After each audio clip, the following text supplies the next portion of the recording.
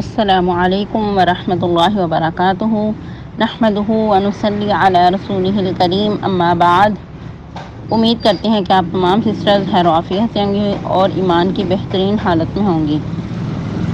تو پیاری سسٹرز، ہم لوگ سورۃ البقرہ کی آیہ مبارکہ 48 تک تفسیر پڑھ چکے تھے۔ آج کی آیہ مبارکہ 49 ہے۔ تو جیسا کہ ہم پڑھ چکے تھے بنی اسرائیل کے بارے میں کہ اللہ رب العزت ان کو اپنی نعمت یاد دلا رہے ہیں تاکہ وہ پلٹ آئیں، جو کچھ ان کے بڑوں نے کیا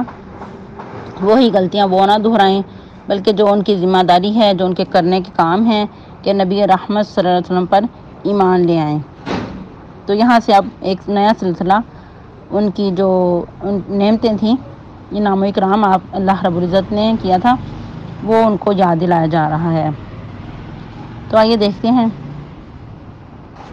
اعوذ باللہ من الشیطان الرجیم وَإِذْ نَجَّيْنَاكُمْ مِنْ آلِ فِرْعَوْنَ يَسُومُونَكُمْ سُوءَ الْعَذَابِ يُذَبِّحُونَ أَبْنَاءَكُمْ وَيَسْتَحْيُونَ نِسَاءَكُمْ وَفِي ذَلِكُمْ بَلَاءٌ مِّن رَّبِّكُمْ عَظِيمٌ۔ وَإِذْ نَجَّيْنَاكُمْ، اور جب نجات دی ہم نے تم کو، من آل فرعون، آل فرعون سے، یسومونکم، وہ چھکاتے ہیں تم کو، سوء العذاب، برا عذاب، یذبحون، وہ ذبح کر ڈالتے تھے، ابناءکم، تمہارے بیٹوں کو، ویستحیون، اور زندہ رہنے دیتے تھے، نساءکم، تمہاری عورتوں کو، وفی ذالکم، اور اس میں، بلاء، آزمائش تھی، من ربکم عظیم، تمہارے رب کی طرف سے بہت بڑی۔ اس آیہ مبارکہ کی تفسیر سٹارٹ کرنے سے پہلے کچھ اس کا بیک گراؤنڈ دیکھ لیتے ہیں، پس منظر دیکھ لیتے ہیں تاکہ بات اچھے سے سمجھ آئے۔ کہا جاتا ہے کہ فرعون کو ایک خواب آیا تھا۔ اس نے اپنے نجومیوں سے، جو اس وقت قیافہ شناس تھے، ان سے رابطہ کیا، تو انہوں نے اس کی تعبیر یہ کی کہ بنی اسرائیل میں ایک شخص پیدا ہونے والا ہے جو تمہاری سلطنت، جو تمہارا تخت الٹ دے گا۔ تو فرعون بہت پریشان ہوا، اس کو بہت اس بات کی فکر لاحق ہوئی۔ اس نے سوچا کہ اس کے بارے میں کچھ کرنا چاہیے۔ اس نے یہ آرڈر جاری کر دیا کہ جو بھی بچہ پیدا ہو اس کو مار دیا جائے۔ اپنی حکومت کو بچانے کے لیے اس نے اتنی ظالمانہ یہ تدبیر سوچی، اتنا ظالمانہ یہ فیصلہ کیا کہ جو بھی بچہ، جو لڑکا پیدا ہو اس کو ذبح کر دیا جائے، اس کو مار دیا جائے۔ اس نے اپنے کرندے جگہ جگہ پہ بھجوا دیے اور اس طاق میں رہتے کہ جب بھی کوئی بچہ پیدا ہوتا، لڑکا پیدا ہوتا، تو اس کو ذبح کرا دیا جاتا، اور جو لڑکیاں پیدا ہوں ان کو پھر کیا کہ لونڈیاں بنا لیا جائے، تاکہ یہ جو قوم ہے یہ بہت کمزور ہو جائے۔ اور اس سے پہلے بھی بہت سخت ظلم کرتا تھا، ان سے بہت محنت مشقت کرواتا، جبری مشقت کرواتا اور بہت ظلم ڈالتا۔ جب اس کو یہ خواب آیا، اس کے بعد جب تعبیر کی قیافہ شناسوں نے، نجومیوں نے، کیونکہ اس وقت بھی نجومیوں کا بہت رواج تھا، جیسے ہمارے معاشرے میں بھی جگہ جگہ پہ لٹیرے بیٹھے ہیں اور ہاتھ دکھانے والے ہاتھ دکھاتے ہیں، اپنی قسمتیں معلوم کرواتے ہیں،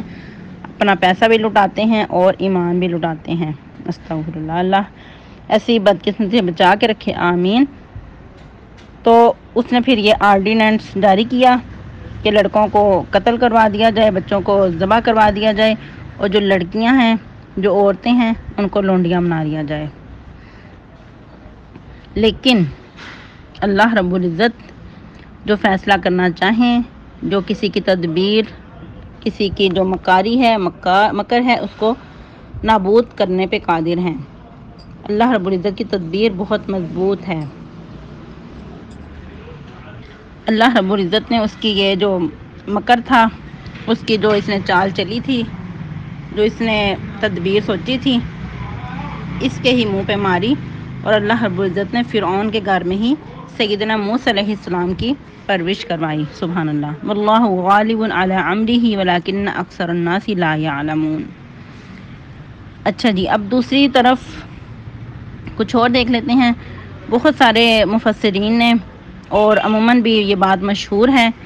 کہ یہ اس طرح فرعون کو خواب آیا تھا اور اس نے یہ اس طرح تدبیر کی، لیکن کچھ مفسرین اس کی نفی بھی کرتے ہیں۔ وہ کہتے ہیں کہ اس قسم کا کوئی خواب نہیں آیا تھا،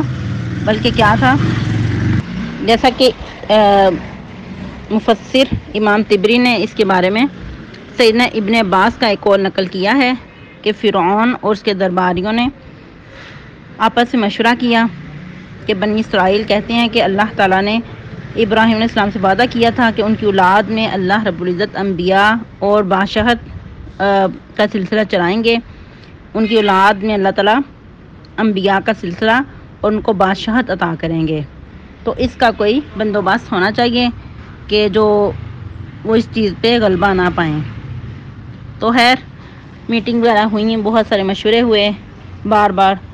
آخر جو فیصلہ ہوا وہ فرعون نے یہی کیا کہ بچوں کو ذبح کروا دیا جائے،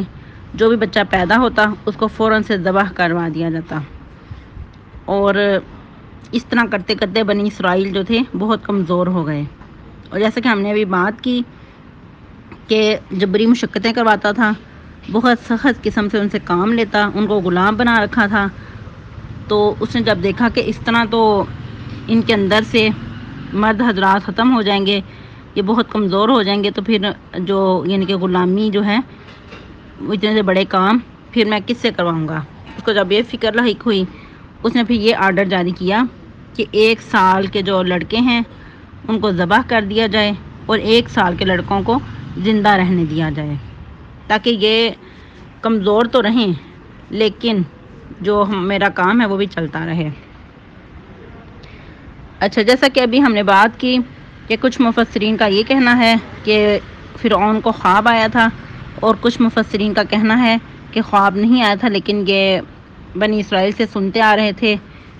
تو اس لحاظ سے خیر اس میں ہمیں کوئی ہمارا دین ایمان سے کوئی اس کا تعلق نہیں، کوئی ہمارے عمل سے کہ خواب آیا تھا یا نہیں۔ لیکن ایک بات کنفرم کر دوں کہ بعض اوقات غیر مسلم کو بھی ایسے خواب آ جاتے ہیں جو کہ سچے ہوتے ہیں، جس طرح کہ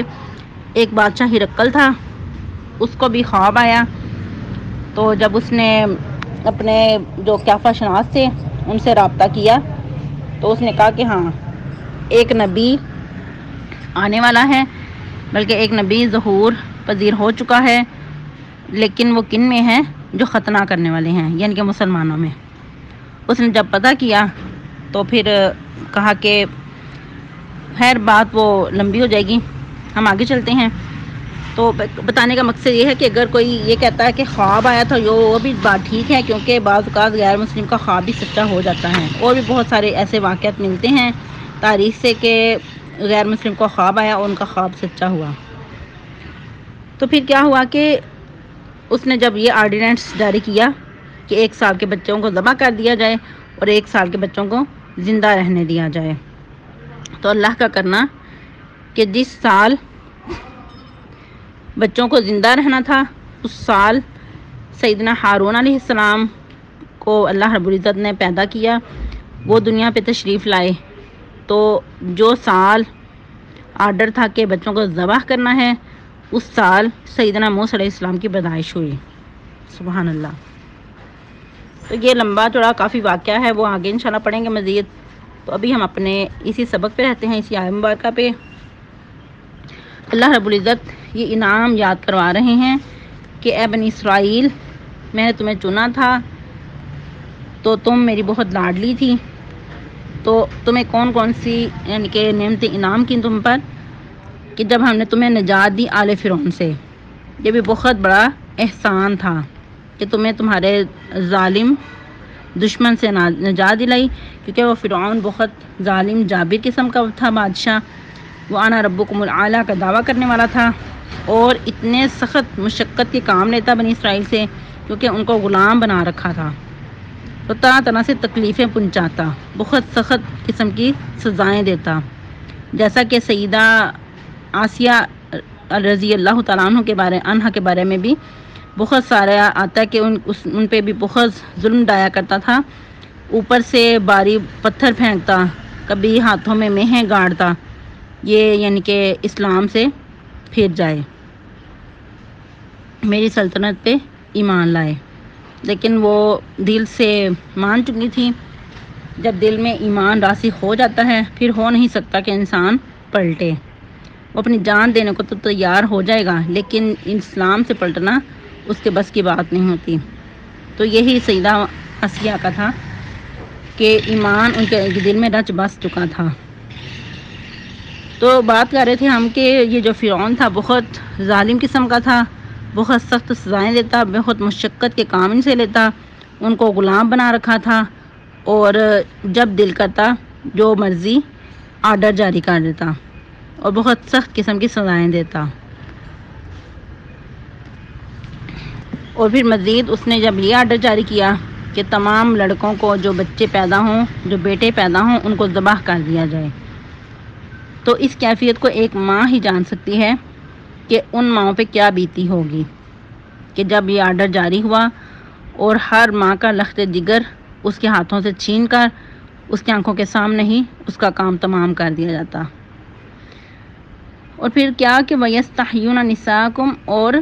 تمہاری عورتوں کو زندہ رہنے دیتا۔ اب دیکھیں کہ جس قوم میں، جس معاشرے میں عورتیں زندہ رہ جائیں، مرد ادھر ختم ہوتے جائیں، تو خود ہی حساب لگائیں کہ وہ قوم، وہ معاشرہ کتنا کمزور ہو جائے گا۔ تو اللہ فرماتے ہیں ساتھ ہی کہ اس میں تمہارے رب کی طرف سے بہت بڑی آزمائش تھی، یہ چھوٹی آزمائش نہیں تھی، بہت ہی بڑی آزمائش تھی۔ ہم لوگ آرام سے سنتے ہیں کہ اچھا ایک واقعہ پیش آیا تھا تب ایسے ہوا تھا، لیکن جن لوگوں پہ یہ بیتی تھی، جن لوگوں پہ اتنا سخت ظلم ڈایا جاتا تھا، وہ کیفیت وہی جانتے تھے کہ وہ یہ ساری چیزیں کیسے جھیل رہے تھے۔ اور پھر سب سے بڑھ کے آزمائش کہ ماؤں کے سامنے ان کے لخت جگروں کو چھین کر ان کو ذبح کر دیا جاتا، اور پھر جو عورتیں تھیں وہ مزید کمزور سے کمزور ہوتی جا رہی تھیں۔ اسی طرح جب سیدنا موسیٰ علیہ السلام کی پیدائش تھی تو ان کی والدہ بھی بہت ہی زیادہ پریشان تھیں کہ یہ جو ظالم بادشاہ ہے اس نے میرے بیٹے کو بھی نہیں رہنے دینا۔ تو اس کے بارے میں لمبا چوڑا واقعہ مزید غالباً سورۃ القصص میں بیان ہوا ہے، مختصر ادھر بتا دیتی ہوں کہ انہوں نے پھر کیا فیصلہ کیا۔ اللہ رب العزت نے ہی ان کے دل میں یہ بات ڈالی کہ ایک صندوق لو، اس کے اندر بچے کو ڈال دو اور صندوق کو بند کر کے پانی کی نظر کر دو، دریا میں بہا دو۔ تو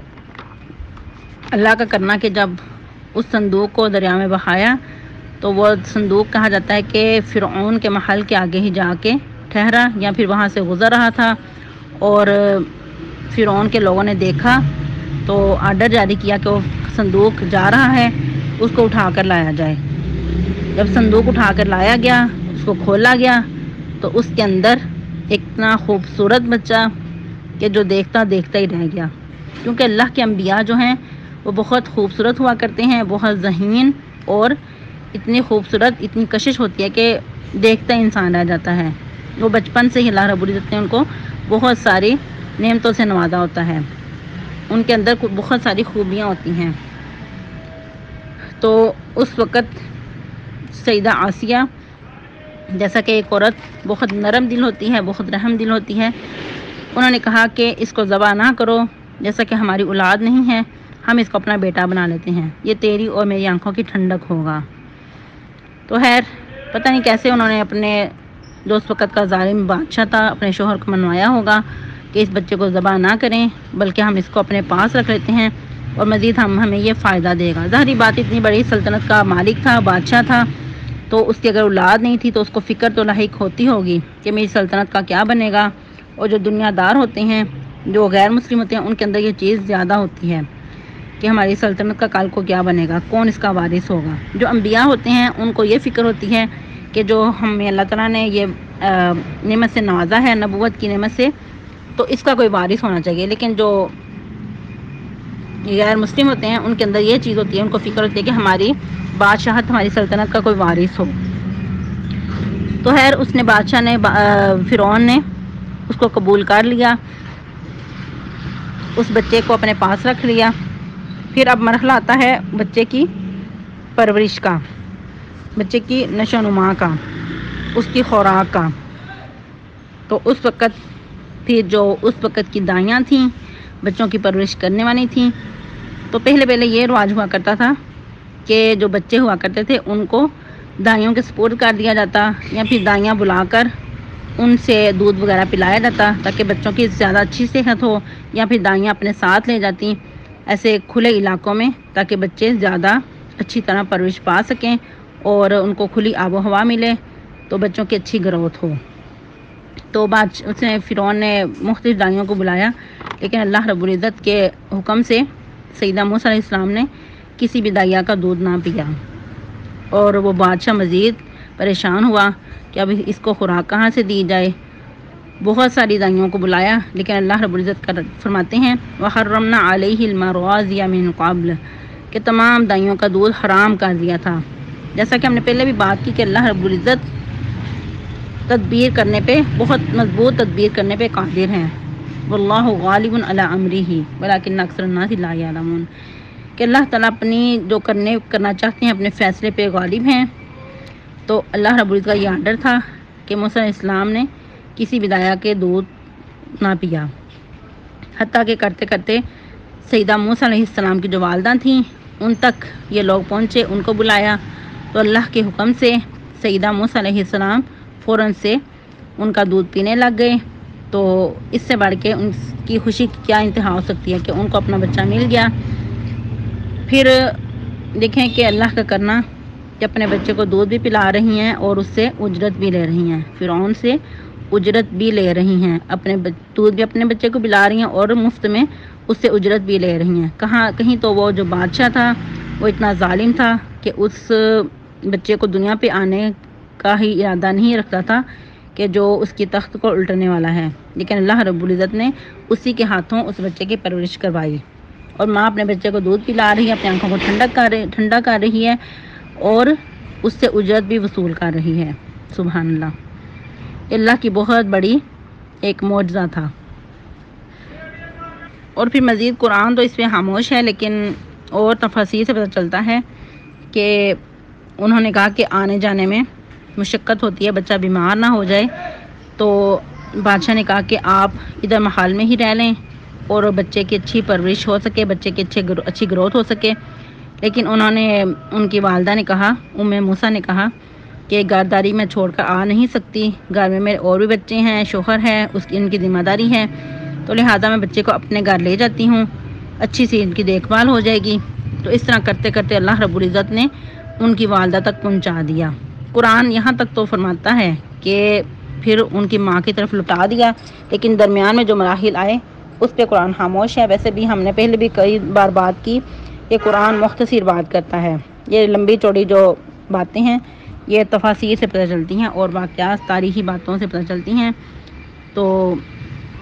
خیر، اللہ رب العزت نے موسیٰ کو ان کا بیٹا دلوا دیا تاکہ ان کی آنکھیں ٹھنڈی ہوں اور غم نہ کریں، اور پھر یہ بھی اللہ تعالیٰ قرآن میں فرماتے ہیں تاکہ جان لیں کہ اللہ کا وعدہ سچا ہے، اگرچہ اس میں لوگ نہیں جانتے، بہت سارے لوگ اس سے غافل ہیں۔ خیر، آج کا لیسن ہمارا یہاں تک ہے۔ تو اللہ رب العزت یاد دلا رہے ہیں کہ اس میں تمہارے لیے بہت بڑی آزمائش تھی تمہارے رب کی طرف سے، تو اس نعمت کا بھی یاد دلا رہے ہیں کہ اس وقت دیکھو کہ کتنے تم پریشان تھے، کتنا تم پہ فرعون ظالم بادشاہ مسلط تھا، تو اللہ نے اس سے بھی تمہیں نجات دلائی۔ مزید آگے پڑھیں گے، آج کے لیے اتنا ہی کافی ہے۔ السلام علیکم ورحمۃ اللہ۔